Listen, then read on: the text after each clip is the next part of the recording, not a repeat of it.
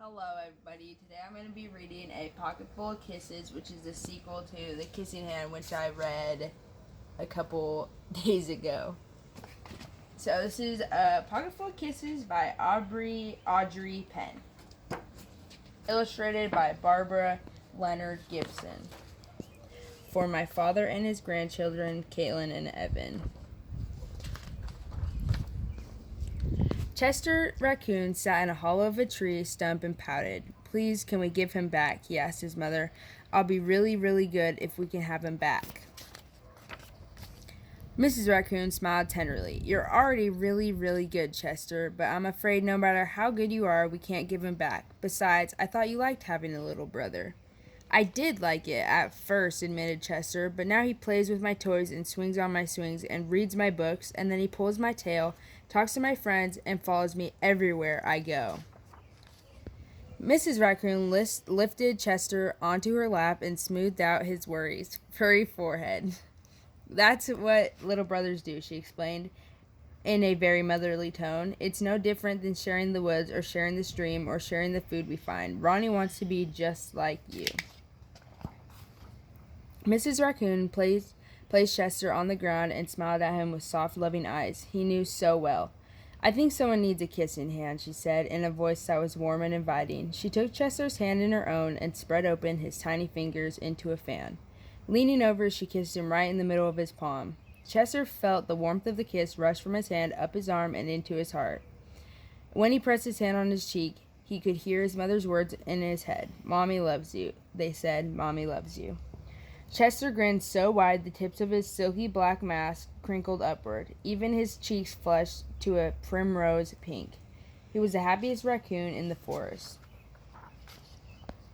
Then, in a blink of a moment, all the joy went out of the little raccoon. His pink cheeks paled, and a stream of tiny hot tears fell like spring rain down his sad little face. Even his silky black mask drooped as he watched his mother reach down, take Ronnie's hand in her own, open his tiny fingers into a fan, and kiss his brother right in the middle of his palm. "That was my kissing hand," Chester gasped in the saddest voice his mother had ever heard. "Why did you give Ronnie my kissing hand? Don't you love me any more?" "Oh, Chester," cried Mrs. Raccoon, "of course I love you." "Then how come you gave the baby my kissing hand?" asked Chester.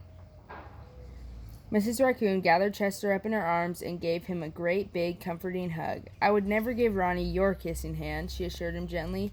"That was his kissing hand, and now each of you have one of your own." Chester wiped away his tears and settled in his mother's lap. "If you give both of us kissing hands, won't you run out?" Mrs. Raccoon laughed. "Would you like to hear a story?" she asked Chester. "About kisses?" "About stars," said Mrs. Raccoon. "Every night, just before the sun goes down, it reaches out with its rays and touches every star in the universe. One by one, the stars light up and shine down upon us. Even on the nights we can't see the stars, they're up there sparkling away. No matter how many stars fill the sky, the sun will never run out of light, and its rays will never stop reaching out to them. That's the way it is with kissing hands. When somebody loves you, their kisses are like sun's rays, always there and always shining. No matter how many kissing hands I give you and Ronnie, I will never, ever run out."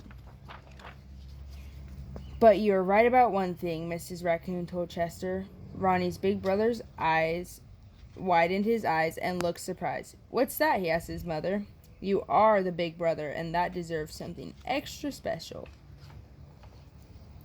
Mrs. Raccoon put Ronnie on a swing and then took Chester's right hand in hers and spread open his tiny fingers into a fan. Leaning over, she kissed him right in the middle of his palm. "That kiss is for your pocket," she told him. "Take good care of it and keep it as a spare. You never know when a big brother might need a little extra care."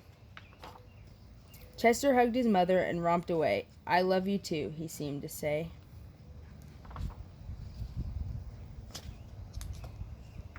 And that is the end. Thank you for listening. Hey guys, I want to show you our new little thing in our backyard. We have a duck that has been visiting us every morning and every night. We're going to have to think of a name for this duck. So guys, I want to make sure that you keep reading. Don't stop.